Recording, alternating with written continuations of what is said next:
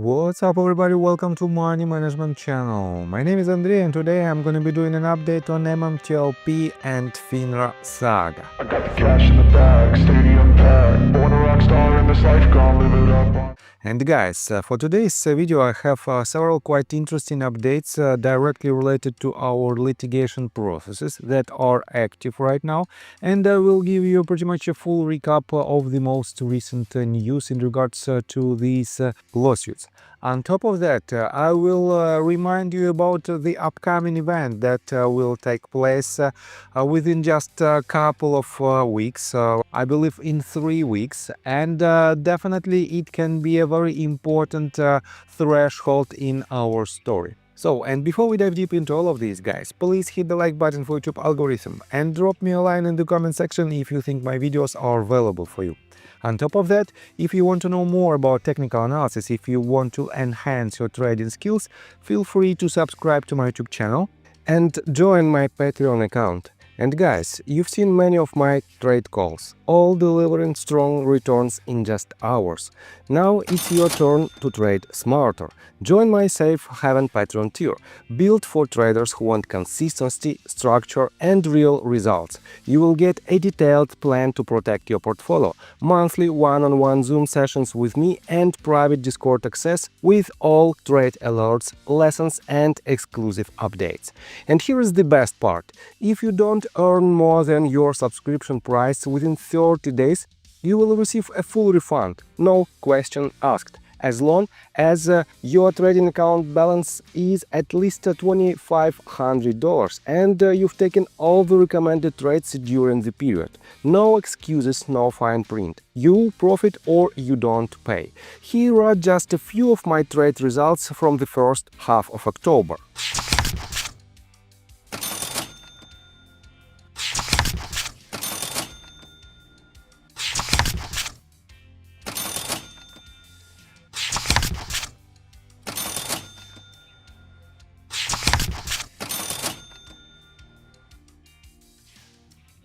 But don't wait, this offer is available for a limited time only. Once the spots are filled, enrollment will close. Join today and let's start building your edge in the market. So, and let's begin with this news. First of all, let me remind you that we have a deadline that will take place on January the 12th, and it will be a meeting of Ann Vanderstiel. She will hold a press conference in front of the SEC demanding transparency for retail investors. And definitely it will be a very important update on MMTLP story, because one way or another, but Ann Vanderstiel will find out some new details. I'm pretty sure that she will find it out, and regardless of the results, whether you are satisfied with these results or not, it will be a new step towards the resolution in MMTLP story. That is why, guys, keep in mind that this meeting is very important for the MMTLP community, and let me show you that for now Ann Vanderstiel doesn't post a lot of tweets, a lot of news related to MMTLP story. Yes, she still wants to find the truth in this entire saga, but I believe that well, for now she's not so active, and it is totally okay that we don't have a consistent flow of updates from her side, because she's just trying to help us, and she's not a part of the MMTLP saga, and she just wants to help to see more transparent and more fair market. So let's switch to the lawsuits, and let's do a recap for I believe I didn't do this for quite a while, and let's start with the Jennifer Vetrana lawsuit. The most recent update was made on November 18th, and As you can see, this case is terminated according to this data on May the 1st, but Jan Vitrana still has an option to reopen this case right after the bankruptcy case of MMAT is resolved. And yes, it might be a quite long period of time, it might be quite long wait period, but she's still working on this case, and she still has an option to reopen her lawsuit. Next lawsuit is right here, Kelly versus Financial Industry Regulatory Authority. And the most recent update was made just 5 days ago on December 23rd. It is a supplement. Unfortunately, I don't have the access behind the paywall, but guys, I have to admit that William Kelly himself has a very interesting update from his Twitter account right now, and he's still digging deeper inside the story, and he wants to use a new additional information in his case. And let me show you his quite interesting updates. So he's trying to find out how James J. Angel appeared in the MMTLP story, and here's quite interesting news. On December 26th, he wrote this. You know, I've never made mention of this situation in the court records. That's a good question. Who would send this guy to Congress with this presentation? You have a world first FINRA fraud, and this guy comes jumping up out of the woodworks just when the MMTLP army makes move through Congress. Who exactly sent him? And this is a very legitimate question, because I remember it was 2022 or 2023, I'm sorry. And when the Congress asks for new details, all of a sudden James J. Angel appeared with the presentation, and then we found out that he was paid, I believe, almost $1 million or something like this. And well, it was quite interesting, but it was just a several pages presentation, and to be honest, it is too expensive to see this type of payments for this type of work. But still, CPO is trying to find the roots of this update, and he also added this. You know, I've never had a conversation with this guy, like ever, and yet somehow I'm blocked. You can see that Gun FinProf, James J. Angel himself, blocked CPO from conversations. Quite weird, don't you think so? And he added, CPO added, obviously someone doesn't like me. I wonder why that might be. I bet you it was the FINRA because of what happened in the MMTLP fiasco. Let's say it out loud.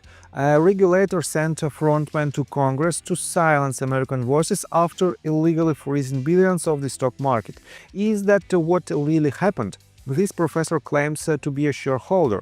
I wonder what his position really looks like. How ironic would it be if he ended up holding a large short position? And if I remembered correct, James J. Angel had just I believe not more than 10 shares in total, and these shares he received not from the open market. I believe that someone, and I forgot, to be honest, who was this person, who transferred his own 10, I believe, shares or even 9 shares to James J. Angel in order to prove his status of legitimate shareholder. And it was also quite weird actions, and guys, the transparency should be total, because all these questions, well, I prefer to see the answer on all of these questions. And yes, I'm well, I believe that a lot of people think that I am a paid shield because I'm pointing to the issues from both sides of the community. And believe me, this case is extremely complicated. That is why I want to see this transparency from both sides. And unfortunately, both sides are trying to hide some information, some, well, inconvenient information for their position. And I wanted to see all of the answers, and this set of answers is the part of the whole story. So CPO also added, "I'm not going to forget about this come summary judgment. So many people are implicated. Like this looks an awful lot like RICO. Shame on you, terrible corrupt POS agencies." And he refers to the tweet that was written by RareDD back in May of 2023. And this is the tweet that he wrote just 11 hours ago. This tweet is related to James J. Angel, and he wrote, "According to James Angel, he visited of his own volition. I happen to think it might have had something to do with this, with his connection to Ari Rubinstein of GTS Securities." So, and here is the answer of CPO. "Hopefully it was FINRA that sent him. That would be of extreme benefit to 10B-5. This will be something I will be looking directly into." And guys, yes, CPO is willing to add a lot of new details in his lawsuit, and he also posted these several questions. So, these are several things I've noticed about the May 2023 James J. Angel presentation, but two things in particular that stand out. One, James J. Angel makes no mention in the fact FINRA revised the corporate action on December the 8th. Reviewing the presentation, you would not even know there was a revision to the corporate action on December the 8th. And two, he states that brokers filed a Form 15C2-11 for MMTLP, but FINRA states there was no Form 211 because MMTLP qualified for an exception to 15C2-11, sent to Congress to push a narrative, lied to Congress, misled Congress, and nearly 3 years after this fraudulent presentation, no accountability. And guys, definitely these two facts needs to be revised and we need to dig deeper inside this data, because if James J. Angel appeared from the FINRA's side, it should be qualified as a conflict of interest. And in this case, all of the lawsuits who mentioned FINRA as defendants might benefit out of this fact. So let's switch to another lawsuit. Oxer versus Securities and Exchange Commission. We have notice of correction that is dated on December 19th. Next one. Wilcott versus Securities and Exchange Commission, and we have several recent updates that were filed on December 19th. It is a report and recommendations. And here is these reports in details. Based on the foregoing, it is the recommendation. Based on the foregoing, the court recommends NBH's motion to dismiss plaintiff's second amended complaint under 10b-6 be granted. Further, the court recommends plaintiff's claims as to NBH for a violation of the Securities and Exchange Act, a violation of Sherman Act and Claimant Act negligence, and unjust enrichment be dismissed with prejudice. And guys, all other motion to dismiss to GTS Securities and Ari Rubinstein, to FINRA, to Burda and McCabe recommended by the court to be granted. So I believe that it is not the best news for Contic Wilcott, and unfortunately he didn't write any comments in his Twitter account, but it is what it is. So let's move forward. We have another lawsuit, Peace versus Securities and Exchange Commission. This case is still active, and the most recent update was made on December 18th. Again, unfortunately I don't have the access behind the paywall, and I didn't find any results of this response. Next one, Spears versus Securities and Exchange Commission. This case is also active, and the most recent update was made on December the 8th. So quite, I believe, 3 weeks ago, quite long period of time. Next one, Trot versus Gangster. This case was terminated on October 14th of this year.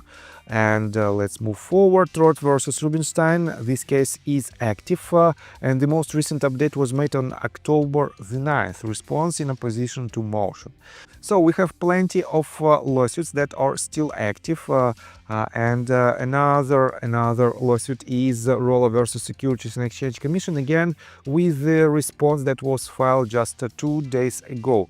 I believe that these lawsuits might also be quite useful for the community, because one way or another some of these lawsuits are not similar to others, and I believe that at least Kelly versus Securities versus FINRA and Oxer versus all defendants that were mentioned in his lawsuit might be quite beneficial for the MMTLP community. That is why, guys, stay tuned. When I see more updates in this field, I will definitely make another video in order to show you these details. But for now, just be patient, and Happy New Year!